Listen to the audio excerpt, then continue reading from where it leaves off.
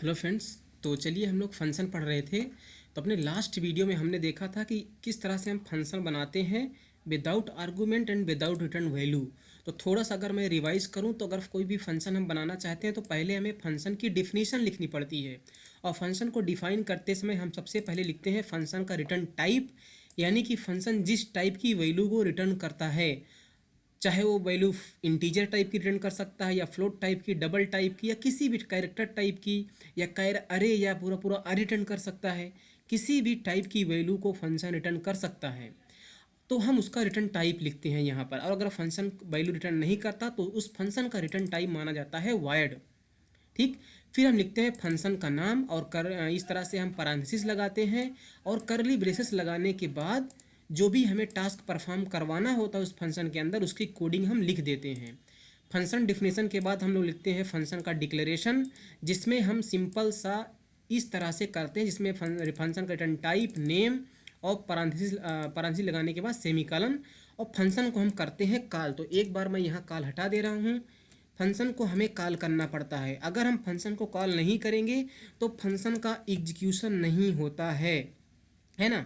अगर मुझे किसी फंक्शन की कोडिंग को एग्जीक्यूट कराना है तो फंक्शन कॉल करना पड़ेगा। फंक्शन को कॉल नहीं करेंगे तो उसकी कोडिंग एग्जीक्यूट नहीं होगी, जो भी हमने कोड उस फंक्शन के अंदर लिखा है।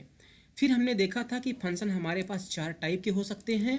कैसे हो सकते हैं कि फंक्शन में हम वैल्यू को पास भी कर सकते हैं या फंक्शन वैल्यू को रिटर्न भी कर सकते हैं। तो उसके बेसिस पर हमने चार टाइप के फंक्शन बनाए थे, जिसमें पहला वाला टाइप हम लोग समझ चुके थे। आज हम देखते हैं दूसरा वाला type, function without argument with return value. तो फंक्शन वैल्यू रिटर्न कैसे करेगा? तो विदाउट आर्गूमेंट है, तो यहाँ पर हम इस ऐड फंक्शन को कॉल करते समय वैल्यू पास नहीं करेंगे। यहाँ पर देखिए, जब हमें वैल्यू पास करना होगा तो इसके पैरेंथेसिस में हम वैल्यू इस तरह से अगर 5 लिख देंगे तो ये 5 हमारे फंक्शन में क्या होगी, पास हो जाएगी, जो हम आगे देखेंगे।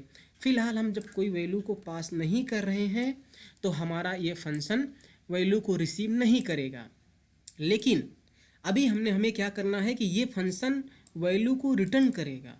तो क्या करेगा, इस फंक्शन में जैसे ही एग्जीक्यूशन स्टार्ट होगा, जब मैं इस फंक्शन को कॉल करूँगा तो ये चलेगा लाइन, है ना। फिर दो नंबर को इनपुट किया जाएगा और ए बी में नंबर आ जाएंगी।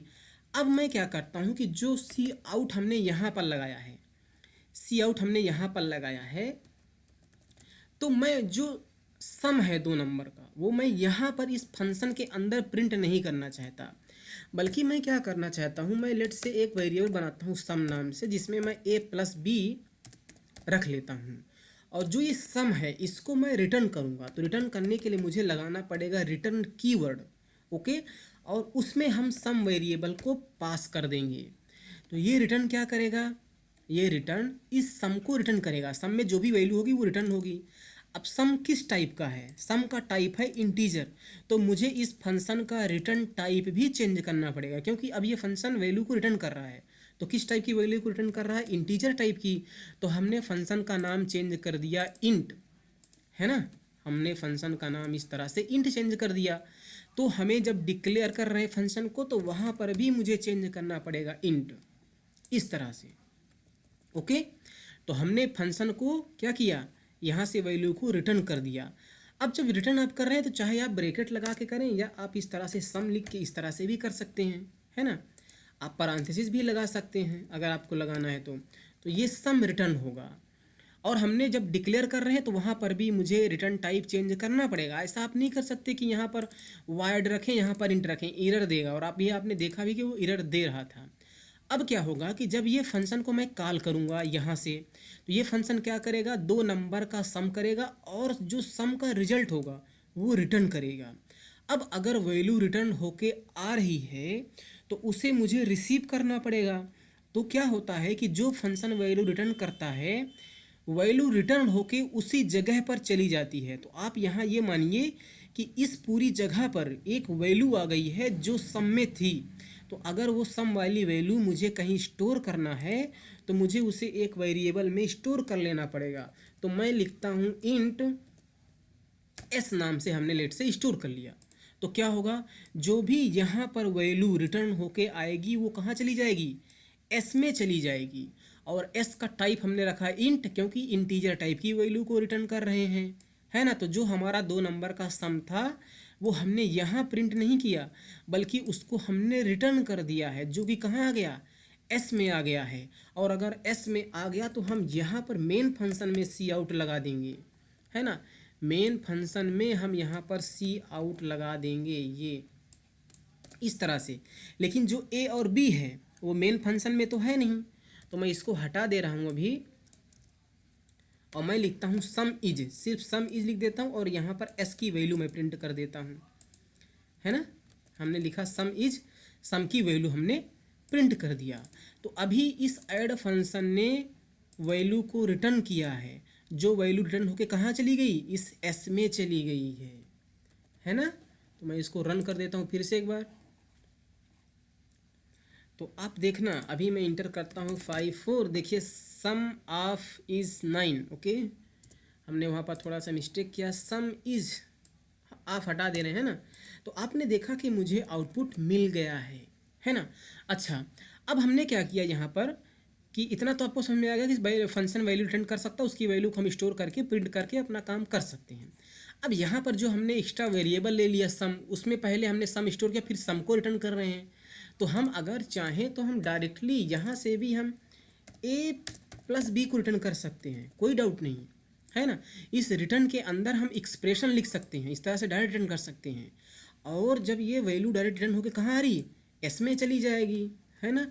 तो फिर से मैं इसको रन करके आपको दिखा दे रहा हूँ, फिलहाल ज़रूरत तो नहीं है, लेकिन फिर भी मैं कर दे रहा हूँ रन करके, ओके।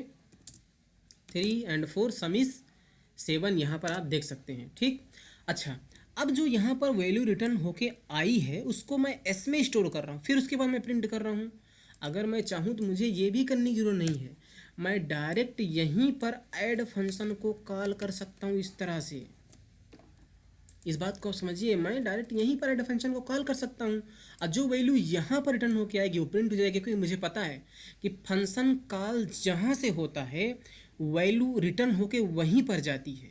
तो यहीं पर वैल्यू आएगी तो वो वैल्यू प्रिंट हो जाएगी, है ना। क्या कह रहा है, expected constructor destructor type conversion add.